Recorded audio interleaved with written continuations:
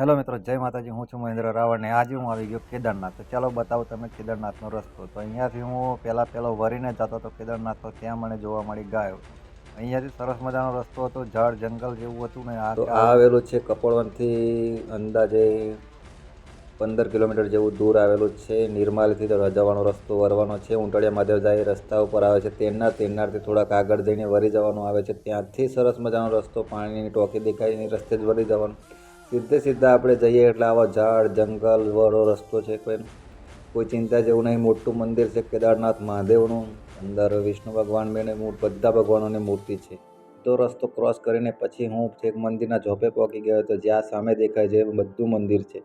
તો ચાલો આજ માટે આટલું જ છે. આ ભાગની અંદર, બીજા ભાગની અંદર તમને હું બતાવીશ મંદિર ને મંદિરની આજુબાજુની બધી જગ્યાઓ. તો ચાલો મળું બીજા વિડીયોની અંદર. ત્યાં સુધી બધા આવજો. વિડીયોને લાઈક ને ચેનલ સબસ્ક્રાઈબ કરી નાખજો. તો આ છે કેદાર મહાદેવ.